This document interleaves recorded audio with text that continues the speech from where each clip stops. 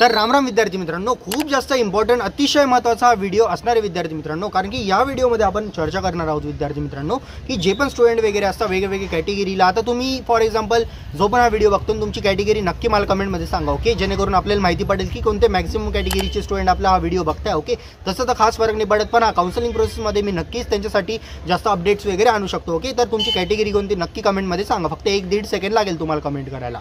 तर विद्यार्थी मित्रांनो, तर आता तुमच्या मनात नक्की प्रश्न येत असेल की दादा आमची कॅटेगरी जी फॉर एक्झाम्पल असे व्हिडिओ म्हणजे असे विद्यार्थी असतील या व्हिडिओला बघणार आहे की फॉर एक्झाम्पल माझी कॅटेगरी तर आता ओपन आहे. ओके, पण असे विद्यार्थी बरेचसे असतील ज्यांची कॅटेगरी OBC असेल, SC-BC असेल, EWS असेल, त्यानंतर जे ते SC कॅटेगरी असेल, ST कॅटेगरी असेल, VJ असेल, NT असेल, NT1, NT2, NT3. ओके, आणि वेगवेगळी कॅटेगरी म्हणजे एवढेच आय थिंक एवढे कॅटेगरी असतात. अजून जर कोणती मिस झाली असेल तर कमेंटमध्ये नक्की सांगा. ओके, तर असे डिफरंट कॅटेगरीचे म्हणजे स्टुडंट वगैरे असतात जे MST CETच्या ॲडमिशन प्रोसेससाठी जे ते पार्टिसिपेट करत असतात. ओके, पण या प्रोसेसमध्ये काय होतं विद्यार्थी मित्रांनो, जे पण कॅटेगरी वाईज स्टुडंट असतात त्यांच्यासाठी स्पेशल स्लॉट असतात. फॉर एक्झाम्पल आता जर बोललो ओपन कॅटेगरीसाठी तर हे जनरल सीट असतात. ओके, यामध्ये जितके पण कॅटेगरी स्टुडंट आहे ते पण ॲड असतात, सोबत ज्यांची पण कॅटेगरी ओपन आहे, ओके, जे कोणत्या कॅटेगरीलाच बिलॉंग नाही करत ते त्यांच्यासाठी पण हे सीट्स रिकामे असतात. म्हणून इथे कॉम्पिटिशन खूप जास्त असतं विद्यार्थी मित्रांनो.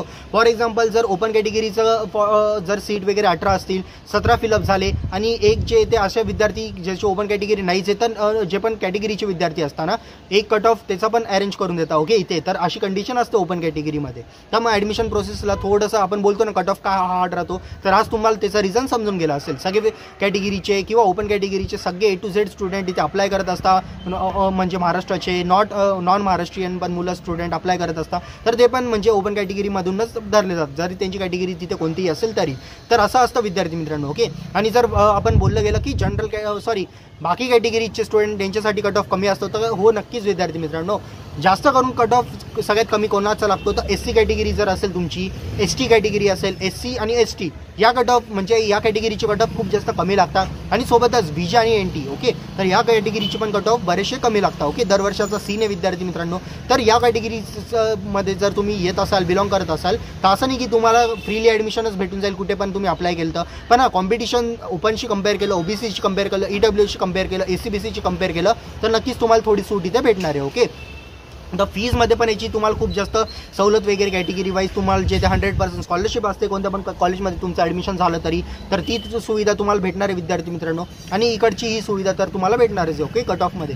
तर नक्कीच तुमच्यासाठी एक बेस्ट कॉम्बो इथे राहू शकतो. तर आय होप की सगळं तुम्हाला समजलं आहे. तर विद्यार्थी मित्रांनो, बेस्ट पार्ट मी तुम्हाला सांगतो या व्हिडिओचा. जर तुम्हाला वाटत असेल की या कॅपराऊंडमध्येच किंवा या MST CETमध्येच तुम्हाला या इयरच्या CETमध्येच तुम्हाला ॲडमिशन प्रोसेसमध्ये एक चांगली कॉलेज भेटावी, तर नक्कीच आपल्या काउन्सिलिंगमध्ये एनरोल करा. त्या काउन्सिलिंगमध्ये तुम्ही फक्त मला 4 डिटेल्स द्यायचे. ओके, 4 ते 5 डिटेल्स तुम्हाला द्यायचे. तुमचं नाव वगैरे द्यायचं, ते तर बेसिक गोष्ट आहे, ते सोडून द्या. तर तुमची पर्सेंटाईल किती आली MST CETमध्ये, JEEचा स्कोर किती आला आहे, कॅटेगरी कोणती तुमची आणि कोणत्या लोकेशनवर तुम्हाला कॉलेज पाहिजे, बस फक्त एवढा डेटा जरी तुम्ही मला दिला विद्यार्थी मित्रांनो, तरी तुमच्या पर्सेंटाईलवर तुम्हाला एक बेस्ट कॉलेज बेस्ट लोकेशनवर तुम्ही जे पण प्रेफरन्स दिला आहे त्या लोकेशनवर मिळवून देण्याचं काम आमचं आहे. ओके, तर ते कसं मिळवायचं ते आम्ही बघून घेऊ विद्यार्थी मित्रांनो. फक्त तुम्ही काउन्सिलिंगमध्ये एनरोल करा जर तुम्हाला खरंच गायडन्सची गरज असेल तर, आणि कोणी तुम्हाला गाईड वगैरे करणार नसेल तर. ओके, संपूर्ण प्रोसेस फक्त 799 रुपीज याची प्राईस आहे. त्याची प्राईस 1499 रुपीज होती, पण आता जी ते कमी केली आणि फार्मसीसाठी तर ही प्राईस फक्त 499 रुपीज. ओके विद्यार्थी मित्रांनो, तर नक्कीच कॅटेगरी वाईज वगैरे सर्व काही आम्ही बघून तुमच्यासाठी एक परफेक्ट कॉलेजची लिस्ट बनवून देऊ. आणि आमचा रिझल्ट 100% फक्त 5-50 मुलांना आम्ही घेतो काउन्सिलिंगमध्ये आणि त्यांना कम्प्लिटली गाईड करतो. तर नक्कीच आपल्या काउन्सिलिंग प्रोसेसमध्ये एनरोल करा आणि तुमचा नक्कीच याच काउन्सिलिंगमध्ये जे स्लॉट वगैरे बुक करून एक बेस्ट कॉलेजमध्ये ॲडमिशन घेऊन घ्या. ओके विद्यार्थी मित्रांनो, काय हो की सगळे डाऊट तुमचे क्लिअर झाले असतील. आणि जर तुम्हाला फक्त कॉलेजची लिस्ट हवी असेल तर तुम्हाला स्क्रीनवर जसं की दिसत असेल तर त्यानुसार तुम्हाला कॉलेजचा सिरियल नंबर, कॉलेजचा कोड, कॉलेजचं नेम, त्यानंतर कॉलेजचे लोकेशन, त्यानंतर कॉलेजची कट ऑफ CS ब्रांचसाठी तर या लिस्टमध्ये भेटून जाईल. आणि फार्मसीसाठी पण सेम लिस्ट आहे, त्याची पण लिंक तुम्हाला कमेंट सेक्शनमध्ये भेटून जाईल. जे पण ऑटोनॉमस कॉलेज असेल पिंक कलरच्या टेक्स्टमध्ये मी हायलाईट केलेले, आणि विद्यार्थी मित्रांनो जे पण असे कॉलेजेस असेल ज्यामध्ये CS ब्रांच नाही आहे ते येलो कलरच्या टेक्स्टमध्ये हायलाईट आहे. ओके, आणि ज्याच्यामध्ये दोघी पण आहे तर ते असं समजा की ते ऑटोनॉमस कॉलेज प्लस त्याच्यामध्ये CS ब्रांच नाही. ओके, असे खूप कमी कॉलेजेस असतात, पण असे पण कॉलेजेस आहेत. तर नक्कीच तुम्ही या सगळ्या गोष्टींचा फायदा करा. व्हॉट्सअप ग्रुप जॉईन करा. चॅनलला सबस्क्राईब केलं नसेल तर नक्कीच सबस्क्राईब करा. ओके, मी भेटतो तुम्हाला नेक्स्ट व्हिडिओमध्ये. तोपर्यंत जय हिंद, जय महाराष्ट्र.